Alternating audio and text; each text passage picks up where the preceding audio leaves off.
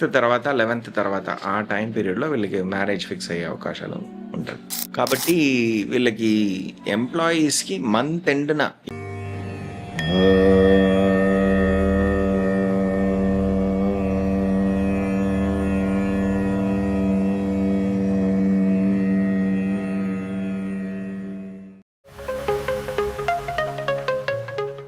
Media partner, like and follow. This video is sponsored by Level Up Learning Center.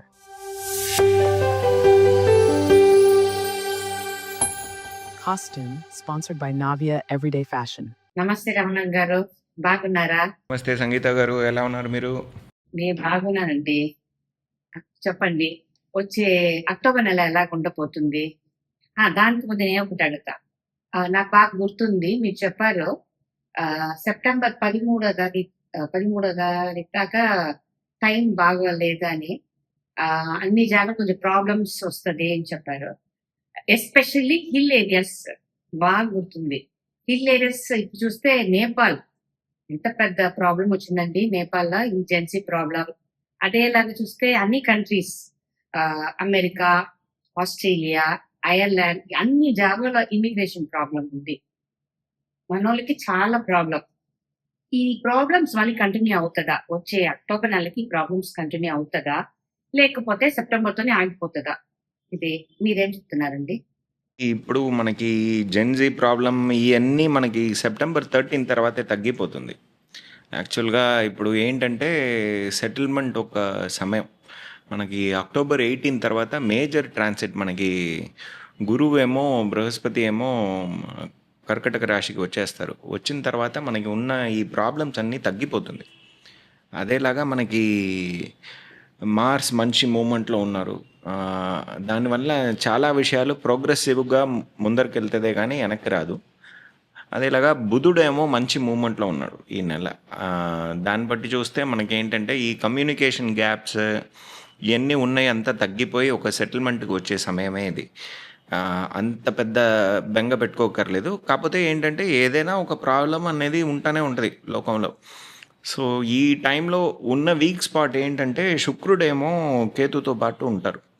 అదేలాగా తర్వాత 9వ తారీఖు తర్వాత, October 9 తర్వాత ఏమో కన్యా రాశిలో నీచం అయిపోతారు. సో ఇది ఒక వీక్ పాయింట్ ఈ నెలకి మనం చూస్తే. సో మనకి మెయిన్గా ఆడోళ్ళు కొద్దిగా జాగ్రత్తగా ఉండాలి. బేసిక్గా హెల్త్ రిలేటెడ్గా అయినా ఉండొచ్చు. సోషల్ గ్యాదరింగ్ ఎక్కడైనా వెళ్తున్నారన్నా కొద్దిగా జాగ్రత్తగా ఉండాలి. నైట్స్ రావడం పోవడం ఇవన్నీ కొద్దిగా జాగ్రత్త పడాలి. Heart related problems, fertility related problems, కంటికి సంబంధించిన ప్రాబ్లమ్స్ ఇవన్నీ, అదేలాగా స్టమక్ రిలేటెడ్ ప్రాబ్లమ్స్ ఇవన్నీ ఈ టైంలోనేమో రావచ్చు. ఇది మాత్రం కొద్దిగా ఈ నెల మనకి ఉన్నటువంటి ప్రాబ్లం ఇది. మిగతాది మేజర్ పాజిటివ్ విషయం ఏంటంటే గురువు కర్కటక రాశికి రావడం చాలా మంచి పాజిటివ్ విషయం.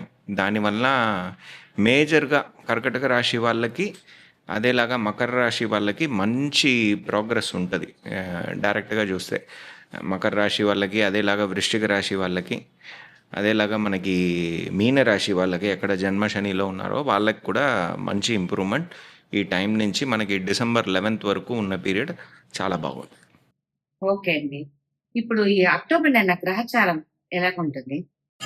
అక్టోబర్ నెల అండి మనకి 2 భాగాలుగా మనం చూసుకోవాలి. ఎందుకంటే సూర్యుడేమో కన్యా రాశిలో ప్రారంభించి మనకి తులారాశి వరకు వెళ్ళిపోతారు. ఆయనేమో హస్త నక్షత్రంలో స్టార్ట్ అవుతారు. స్టార్ట్ అయ్యి మనకి అక్టోబర్ 17th నేమో తులారాశికి వెళ్ళిపోతారు. వెళ్ళి మనకి మంత్ ఎండ్ కల్లా స్వాతి నక్షత్రం 3rd quarter వరకు వెళ్ళిపోతారు. అదేలాగా మనకి మంగళుడేమో 3వ తారీఖున స్వాతి నక్షత్రానికి ప్రారంభించి విశాఖం 4th quarter వృశ్చిక రాశి వరకు వెళ్ళిపోతారు. అది మనకి 27th అక్టోబర్కి. ఈసారి బుధుడేమో మంచి మూమెంట్లో ఉన్నారు. ఆయన ప్రారంభించేదేమో కన్యా రాశిలో, మంత్ ఎండ్ కల్లా మనకేమో వృశ్చిక రాశి వరకు వెళ్ళిపోతారు. అందువల్ల మనకి కానీ చాలా సమయం బుధుడు ఉండేదేమో తులారాశిలో మనం చూసుకోవచ్చు. అదేలాగా గురువుది ఒక మేజర్ చేంజ్ ఇప్పుడు ఏంటంటే అక్టోబర్ 18 తర్వాత ఆయనేమో కర్కటక రాశికి వచ్చేస్తారు. సో ఇది పెద్ద major change, major relieving change అని చెప్పొచ్చు. శనీశ్వర్ ఏమో పూర్వపృష్ఠపద నక్షత్రంలోనే ఉంటున్నారు, వక్రంగా ఉన్నారు మీనరాశిలో. అదేలాగా రాహు ఏమో కుంభరాశిలో పూర్వపృష్ఠపద నక్షత్రంలోనే ఉన్నారు. అదేలాగా మనకి బృహస్పతి గురువు కూడా తన నక్షత్రంలో పునర్వసు నక్షత్రంలోనే ఉంటారు. ఈ మంత్ ఎండ్ చూస్తే అందరూ మేజర్ గ్రహాలు అందరూ గురువు ఒక సారం తీసుకొని కూర్చొని ఉన్నారు. అదేలాగా మనకి శుక్రుడేమో మనకి సింహరాశిలో ఉన్నారు, కేతుతో పాటు సంబంధించి ఉంటారు. 9వ తారీఖు తర్వాత నేమో కన్యా రాశికి వచ్చేస్తారు, నీచమైపోతారు. ఇది వీక్ పాయింట్ అనేది ఈ గ్రహచారం మాత్రమే, మిగతాదంతా బాగా సపోర్టివ్గానే ఉంది. మంచి సిచ్యువేషన్లోనేమో మంగళుడు ఉన్నాడు. కుజుడి ఒక దృష్టి తన్నింటిని చూసినట్టు ఉంది, దానివల్ల అది స్ట్రాంగ్గా ఉంటుంది. మేషరాశి వాళ్ళకి కూడా మంచి రిలీవింగ్ పాయింట్గా ఈ సమయం ఉంటుంది. మిథున రాశి వాళ్ళకి ఈ అక్టోబర్ నెల ఎలా ఉండబోతుందండి? మిథున్ రాశి వాళ్ళకి ఏంటంటే అక్టోబర్ 18 తర్వాత గురువు ఏమో 2వ స్థానానికి వెళ్ళిపోతున్నారు, పునర్వసు నక్షత్రంలోకి. బుధుడేమో మంచి మూమెంట్లో ఉన్నారు. మనకు చూస్తే కన్యా రాశిలో ప్రారంభించి వృశ్చిక రాశి వరకు వెళ్ళిపోతున్నారు. దానివల్ల ఉన్న కమ్యూనికేషన్ గ్యాప్స్ అంతా ఆయన ఫిల్ చేస్తారు. మేజర్గా ల్యాండ్ రిలేటెడ్ ఇష్యూస్, పిల్లల రిలేటెడ్ ఇష్యూస్, అదేలాగా వీళ్ళకి ఏదైనా స్పెక్యులేషన్ రిలేటెడ్ ఇష్యూస్, ఉద్యోగస్తులకు ఉన్న ప్రాబ్లమ్స్, ఇవన్నీ వీళ్ళకి సాల్వ్ అవుతుంది. అదేలాగా ధన ప్రాప్తి అనే విషయం, వీళ్ళకి ఏదైనా ఫండ్ లాక్ అయి ఉంది అంటే ఆ విషయాలన్నీ వీళ్ళకి మంచి మూమెంట్లో ఉంటుంది. అదేలాగా బృహస్పతి ఒక దృష్టి ఏమో మనకి శనీశ్వరుడు మీద పడుతుంది. దానివల్ల వీళ్ళకి బిజినెస్లో ఉన్న లాక్స్ అన్నీ రిలీవ్ అవ్వడం ప్రారంభిస్తుంది. ఇది డిసెంబర్ 6th వరకు ఆయన దృష్టి ఏమో అక్కడ ఉంటుంది కాబట్టి ఆ విషయాలన్నీ వీళ్ళకి పాజిటివ్గా వచ్చే అవకాశాలు బాగుంది. 3వ స్థానంలో శుక్రుడు, అది అక్టోబర్ 9 వరకు ఉంటారు. అంతవరకు కొద్దిగా ఒక బెంగ వీళ్ళకి ఉంటుంది. అది మాత్రం వీళ్ళు హ్యాండిల్ చేసుకోవాలి. కొద్దిగా ups and downs, mental ups and downs అనేది వీళ్ళకి ఉంటుంది. అది మాత్రం వీళ్ళు చూసుకోవాలి. అదేలాగా పిల్లల ఆరోగ్యం వీళ్ళు కొద్దిగా చూసుకోవాలి. కాకపోతే ఏంటంటే వీళ్ళకి 5వ స్థానంలో మంగళుడు ఉన్నాడు కాబట్టి కొద్దిగా అగ్రెషన్ మనం పిల్లల మీద మనం చూడొచ్చు. అదేలాగా వాళ్ళు యాక్టివ్గా ఉంటారు. దానివల్ల ఏదైనా స్పోర్ట్స్ యాక్టివిటీస్ దాంట్లో అంతా ఉంటే వాళ్ళు ఒక మెడల్ ఏదైనా తీసుకురావడం అటువంటి విషయాలు జరుగుతుంది. దానివల్ల ఒక ఆనందం వీళ్ళకి వస్తుంది. ఇవన్నీ వీళ్ళకి జరిగే పాజిటివ్స్. గురువు ఒక దృష్టి వీళ్ళకి 6వ స్థానానికి వెళ్ళిపోతుంది కాబట్టి ఈ సమయంలో ఉద్యోగస్తులకు కూడా ఒక మంచి రిలీవింగ్ పీరియడ్గా ఉంటుంది. మంత్ ఎండ్న మనకి మంగళుడు మరియు బుధుడు ఇద్దరు అక్కడ ఉంటారు కాబట్టి వాళ్ళకి మంచి టైం, ఆ మంత్ ఎండ్ వచ్చేటప్పటికి మంచి టైం వాళ్ళకి ప్రారంభం అవుతుంది. ఇవన్నీ వీళ్ళకి ఉన్నటువంటి పాజిటివ్స్. జనరల్గా నెగటివ్ ఏంటంటే ఈ మనోవ్యాకులనం మాత్రమే, అది మాత్రం వీళ్ళు చూసుకోవాలి. ధైర్యంగా ఉంటే వీళ్ళకంతా బాగానే ఉంటుందండి. ఇప్పుడు బిజినెస్ చేసే వాళ్ళకి ఈ అక్టోబర్ నెల ఎలా ఉండబోతుంది? బిజినెస్ చేసే వాళ్ళకి మనం చెప్పాం కదండి, 10వ స్థానాన్ని గురువు ఒక దృష్టి అక్టోబర్ 18 తర్వాత అక్కడ ఉంటుంది. అది వచ్చిన తర్వాత ఆ బిజినెస్ చేసే వాళ్ళకి ఉన్న ప్రాబ్లమ్స్ అన్నీ సాల్వ్ అయ్యే అవకాశం ఉంటుంది. అదేలాగా ముందరకు సాగే ఒక అవకాశం వీళ్ళకు ఉంటుంది. డాక్యుమెంటేషన్స్ మాత్రం వీళ్ళు పక్కాగా చూసుకోవాలి. ఏదైనా సరే సైన్ చేసే డాక్యుమెంట్స్ ఏమున్నా అది మాత్రం వీళ్ళు పక్కాగా చూసుకోవాలి. ఉద్యోగం చేసే వాళ్ళకి ఈ అక్టోబర్ నెల ఎలా ఉండబోతుంది?